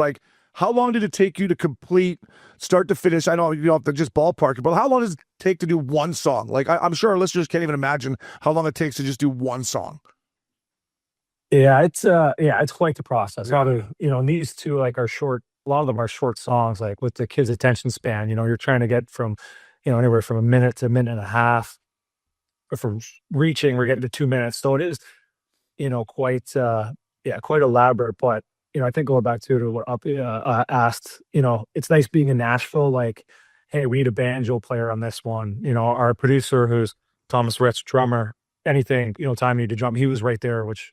He's incredible at, but it was nice we were able to hire people too when we needed different instruments, and we've got all sorts of different instruments on it because every song's so different. It's not hey, this is our sound and here's our album or idea. It's okay, well, we got one song. It's Pete's Party's a rocker. Then you have Coconut, an island song, and then we got kind of it's an Irish drinking song, or an Irish pirate. There we go, Cal. Now we're talking. Yeah, it's it's all over the map, but. To do them, it's I think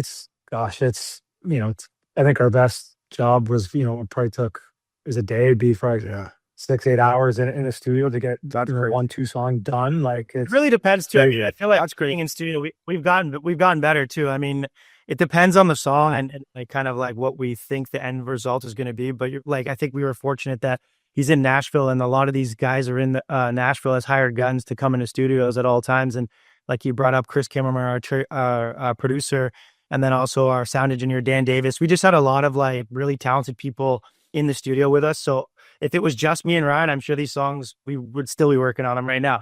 But I mean, yes, it kind of varies. But I mean, yeah, it's just sort of a fun experience being in the studio. We kind of soak it up a lot and just enjoy that part of it. So I got a twofold part question here for you fellas. Number one, do you need a cowbell player? Because I got to step in. You always need more cowbell. Here's the little cowbell, baby. I don't care what anyone says.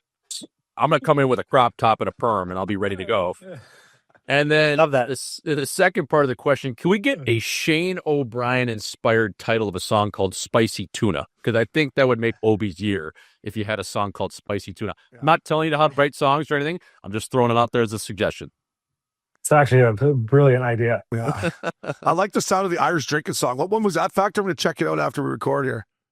So yeah, I'll send it over to you. It's not that'll be released I got April 10th, but it's called The Irish Pirate, and it's just a hilarious song about, every time Kelly would see my brother Cal, he always just go, "Arr, Callahan Patrick O'Reilly." And it's just like, and then we somehow built a song out that got like some features of this Irish bluegrass band called Jig Jam. They feature on it, and just like it's I don't know, it's amazing what it kind of turns into from just like this dumb idea we had. I think if you brought up what you brought up before, just like how we came up with songs, I think the Irish Pirate, which is about Callahan Patrick O'Reilly, that one probably was one of those late nights. I think I remember calling Cal, and he was at like a dinner with his wife, and I was just, "Arr, matey, where are you?" And like just sort of was like, I don't know, when we started writing the songs, I'm like, we got to make a song about the greatest pirate in the world, Callahan Patrick O'Reilly. So it's a banger too. It really is. Sounds like a good guy. Just about on the featuring you guys talked about, can you enlighten us with maybe some special guests that jumped on? And then do you give them full creative control on what they want to say? Or do you kind of, do you give them a little guidance? Because these guys are pro too, but they don't really talk about kids' songs all the time. Yeah. So, obviously, like our biggest feature on there is Dallas Green, City and Color. He's featured on Bye Bye Bye Mr. Pooh, and I've known him for years now, and such a great guy. And I don't think he knew what he was signing up for when he okayed to feature on a song. And but like, just an amazing guy. We said this idea. He's like, yeah, no problem at all. And he's featured on it. And like all these songs, it's like, hey, can you sing this part for us? And like, he's not in there wanting to write children's lyrics. Yeah. He's everything's to write, but we sent over the lyrics for the lyric sheet for the specific lines that we wanted Dallas to sing. And I remember as we sent him off, I'm like, he's not going to sing those words. Like, no way. And then when he sent it back, honestly, I almost brought tears to my eyes, because he's just like the sweetest guy, man. He's so kind and generous and stuff. And just to be like, put his name on the album for us, it was just such like a bonus. And he's just like the sweetest, kindest man for doing it. And his part on the album is straight up by far the weirdest, wackiest lyrics we have. So the fact that he did it is, what are they again? It's oh gosh, we all share this place, and I don't want to be a poopy face. So flush it down and wash those hands, because this little stinker has got some plans to pour us out. Which you can imagine Dallas's angelic voice singing. It's just like, it melts your heart, and you're just like, I can't believe we got that. And being such fans of like Alexis when we were kids, man, it's just like one of the coolest things ever that like we get to see on the little Apple Music thing, is featuring City and Color on there. It's definitely man. I just hope it can get into enough fans and stuff, and get a hold of it and get it into his essentials. It's just like always like stuff, and then they just see us down there back at you. Bye Bye Bye Mr. Pooh and his essentials. Green essentials, yeah. Boys, obviously this is just, you guys are just starting it, but like, big picture, is there ever a day where we could see the Mac and Cheese boys on tour, right? Hey, catch them in LA, catch them here. Like, is that something that you guys haven't even thought about, or that's just way down the road? Because that would be cool if that's something, especially when Factor's done snapping around, which will be a while away. Yeah, that's like 10 years from now, though, the way could be a cool thing if you guys could get on the road and do that. Yeah, well, we it's funny because we talked about it, and I think we want to do a lot of I've already got requests from my daughter's teachers and different stuff to come into classrooms and play, which we for sure want to do. It is hilarious though, like talking to my wife. Imagine I came home and was like, "All right, honey, just retired. I'm gonna hit the road now with Mac and Cheese." Like, I can't try. She'd probably kill me, but with the idea, and we have a manager now. It's just hilarious to even say those words. And we also signed with Dynalone Records as well, which is like, it's just like, it's so funny that the stuff actually happened. But surreal. Our manager, one of the things he talked about is like he talked about going to like those Cocomelon shows or Peppa Pig shows. If we build these characters, we can, and we're building mascots right now. Like, people don't, kids don't want to see, they want to see the characters Mac and Cheese. They don't want to see, Kelly and myself. So it's like, you can almost, if it does take off, which would be amazing, but we can have hired characters that would go around and tour this and music, and we can just keep creating music. And and doing that, and I can be at home and help raise my kids. Or So just side stage while the characters are out there and you're just fucking little fucking glass of JMO just fucking strumming it. I mean, you don't have to go on the road for every trip, Fact Daddy, but every now and then they might need to bring you guys in for the little authenticity. Is that the good way? Yeah, like just Red Rocks. We'll do Red Rocks for sure. We have the game in Nashville on April 11th. That's like kids night at the arena there. So we'll have like mascots and stuff and all there. But the one joke that kept getting brought up within these creative meetings was Ryan going out mid period, like in between periods, and just standing there with the costume on, playing a quick song. Like it's just like the image of that would just a sec. Yeah, just 1 sec, boys. Yeah, hold up on the boys. Stay in it. Yeah. That's great. Hey, Fact Daddy, man, I'm going back to Blimpy though. This guy makes 17 bananas a year. If you're making 17 bananas a year with mac and cheese, I think your wife would understand, eh? I think she might understand, fella. Yeah. Honey, we're making 7 or 8 bananas. That's how much that guy's making? Whoa. I mean, I'm going off Google here. 17. He's worth fucking almost 90 million. He makes 17 bananas a year. So, boys, I'd say keep snapping it, eh? Keep snapping it. Keep snapping it. Once you get it into that YouTube rotation for kids, boys, it's game on. My nephews love this Blippy guy. Like, I'm like, oh, turn it off. They're like, Uncle Shea's. I'm like, come on. There's the mac and cheese in it on their face now. The boys will love, Porter and Smitty will love mac and cheese. They'll be all over it. Yeah, we need some swag, boys. When's the swag come out? Yeah, we'll get it out to you ASAP. Probably this week. Yeah, I'm a large. I fit into a large for sure. So we got Bye Bye Mr. Pooh featuring Dallas Green coming out March 6th. Pizza Party full album drops April 10th. And Pizza Party, The Signal, and Coconut are out now. And like I said, boys, there's a mac and cheese YouTube channel. It's unbelievable. You guys are creative, man. I'm telling you, like, especially you, Factor, you're still playing, but the fact that you guys get to do it together, that's the best thing about Missin Curfew is we get to come in here and snap it around. The fact that you guys came up with this, you're doing it. That's a lot of hard work, man. So I give you guys a lot of credit. Oh, thanks a lot. Yeah, I appreciate it. I would touch on that too. I think there's something cool about like you guys too, and like getting together and with your friends and making something. There's something special about it, whether it's a podcast or an album or something like that. And I know me and Ryan have talked about it within each other, but it's not like when we met when we were in Erie playing junior hockey that we thought we'd be making a children's album together 20 years later, which is crazy to even say 20 years. But you know, there's something really special, I think, about just Ryan. And I like take really to heart that I think it's cool that me and Ryan got together and put something out into the world the same way you guys have done. And it's not like, there's something just really special and fun about that. Like, and Yeah, that's what it's all about. We're lucky that we get to do this twice a week, and we've been doing it. We're going on year number 5, so we're like every year we're like, wow, we're still doing it, and it's been awesome. But Fact Daddy, first of all, bro, you're looking lean, brother. You're looking lean, eh?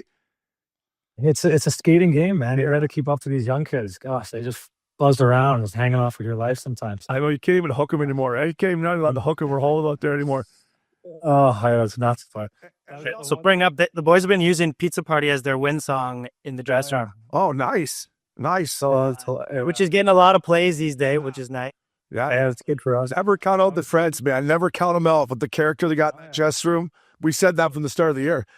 Don't count out the Preds. They don't even need costumes. They got full characters in the room. Yeah. Fact Daddy, I want to talk about that sick Jim James picture above your glove side there. Right, a little fucking top cheese glove there. Is that Jim James or no? Other side. We got Jack White, Zach Brown, her.